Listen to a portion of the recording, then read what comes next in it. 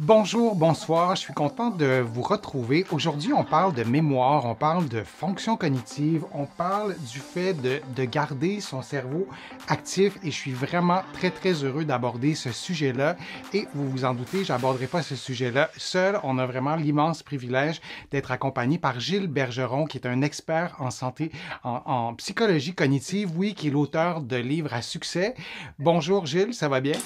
Bonjour Denis, ça va très bien.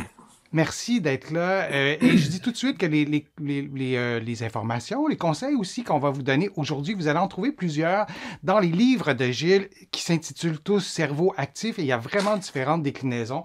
Vous en voyez quelques-uns. Je vous recommande vraiment très chaudement ces livres-là. Comment se manifeste le vieillissement du cerveau? On sait tous comment se manifeste le vieillissement de la peau. Et ça, collectivement, je pense qu'on peut dire que ça nous obsède et on veut nous vendre 12 000 crèmes pour corriger ça. Maintenant, le vieillissement du cerveau, c'est peut-être moins intuitif. Ça Ben, s'actualise? malheureusement, il n'y a pas de crème pour le cerveau, Non, effectivement, non. puis il va falloir trouver autre chose. Le cerveau, le vieillissement dans le cerveau, ça se manifeste de trois façons, ou en tout cas, il y a trois éléments qu'on peut relever. La première chose, c'est que le cerveau, comme tous les autres organes, tu pourras en témoigner encore mieux que moi, là, la transmission de l'influx nerveux est plus lente. C'est vrai pour les muscles, c'est vrai pour le cœur, c'est vrai pour tous les organes. La transmission nerveuse est plus lente. Donc, les connexions se font plus lentement dans le cerveau. C'est un premier élément de vieillissement. Deuxième élément, c'est que le cerveau perd, c'est ce que j'appelais tout à l'heure de la neuroplasticité. Il perd sa capacité à créer de nouvelles connexions.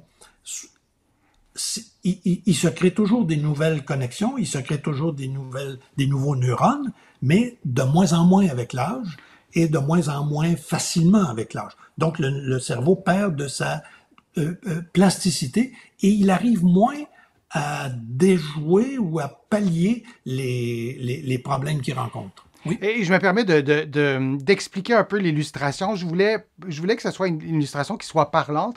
C'est un peu compliqué d'illustrer la plasticité cérébrale avec une photo. Évidemment, le cerveau, c'est pas une pâte à modeler, mais au sens figuré, ce l'est presque une pâte à modeler. Il y a vraiment des réseaux, et tu me corriges Gilles, si je me trompe, mais il y a vraiment des réseaux qui se réorganisent. Moi, j'ai traité des enfants qui avaient eu une tumeur cérébrale, qui ont été opérés. Ils n'avaient plus cette région-là qui était peut-être microscopique ou très petite, mais elle avait été enlevée ou altérée ou blessée. Et c'était des enfants, mais il y avait vraiment une plasticité qui était très forte, puisque c'était des enfants. Et il y avait vraiment des nouveaux réseaux très physiques là, qui s'étaient réorganisés. Donc, mon illustration, elle est un peu boiteuse, mais pris au deuxième degré, on n'est pas loin de ça. Je te laisse continuer, Gilles. Je suis tout à fait d'accord et ton image convient assez bien, effectivement. Bon, on va pas la mallier comme ça, mais de fait, la plasticité du cerveau réfère à ce que tu évoques, c'est-à-dire la capacité du cerveau à, à pallier les difficultés qu'il rencontre. Il arrive toujours des lésions, il arrive toujours des neurones qu'on perd, des connexions qui se perdent, qui sont plus utilisées. Le cerveau arrive à contourner ces Mhm. difficultés-là en créant de nouvelles connexions, surtout chez les jeunes, mais de moins en moins avec l'âge. Et c'est pour ça que le deuxième facteur qui contribue au vieillissement, c'est la perte progressive de cette plasticité. Et le troisième point, c'est le fait que le cerveau, il est à la base fondé sur la transmission nerveuse.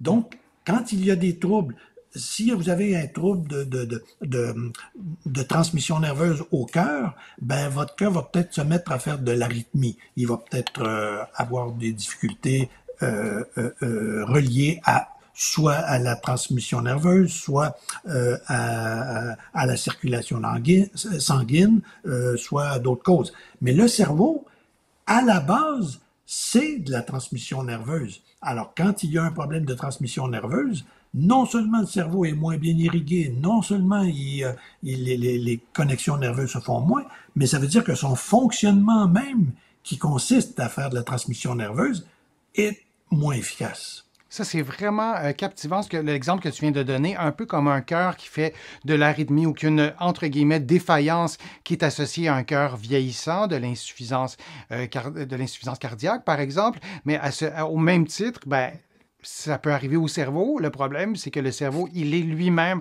responsable de la transmission nerveuse. Et j'ajouterais aussi à tout ça, si tu permets, Gilles, les habitudes de vie qu'on a vont aussi influencer le vieillissement du cerveau, comme le vieillissement de tout ce qui est dans notre corps. Bien sûr, il y a une question de génétique, il y a plusieurs éléments, c'est multifactoriel, mais nos habitudes de vie, elles ont un effet sur la santé de notre cerveau. On se préoccupe, comme je le disais, beaucoup de notre peau. On met de la crème, on se voit en photo de plus en plus, en fait, avec les réseaux sociaux, tout ça. Mais on sait que nos habitudes de vie ont des effets sur le vieillissement de notre peau, mais c'est vrai aussi pour le cerveau. On ne le dit pas assez. Il y a plein de choses aussi qu'on pourrait prévenir. On pourrait parler de tabagisme, par exemple. On pourrait parler d'insomnie. On pourrait parler de stress chronique. Tout ça, ce sont des éléments qui sont influencés par nos habitudes de vie. Et de voir le vieillissement du cerveau en pensant, en se rappelant de ces trois manifestations, ces trois éléments plutôt qui influencent la santé, le vieillissement du cerveau, je pense que ça peut nous aider. Si tu nous les rappelles aussi, je les remonte une dernière fois juste pour qu'on se les remémore. Donc, on a en premier la transmission de l'influx nerveux qui est plus lente. On a ensuite la plasticité du cerveau, comme Gilles, tu nous as si bien expliqué, et on a les troubles ou les ratés de la transmission nerveuse du cerveau qui participent évidemment au vieillissement du cerveau. Je vous remercie vraiment d'avoir participé, d'avoir posé vos questions et de continuer à poser vos questions. On va les lire, on va les garder en banque. De mon côté, vous le savez, je lis toutes vos questions pour toutes mes vidéos. Je les mets en banque. Parfois, j'essaie de répondre. Donc, merci d'avoir été attentif, d'avoir été actif. C'est le cas de le dire. Merci, Gilles Bergeron, l'auteur à succès et qui est un excellent vulgarisateur. On peut comprendre que tes livres, oui, remportent un si grand succès. Merci pour ta générosité. Merci pour tes explications. Merci à toi, ça m'a fait plaisir. Et je rappelle que les informations qu'on vous a données aujourd'hui, il y a beaucoup de ces informations-là qui sont dans les livres de Gilles qui s'intitulent tous Cerveau actif et il y a plusieurs déclinaisons, il y a plusieurs formats. Ils sont vraiment hyper intéressants. Vous allez les retrouver ici au Québec, au Canada, mais aussi de l'autre côté de l'Atlantique. Je vous dis à un prochain direct, à une prochaine vidéo et à très bientôt.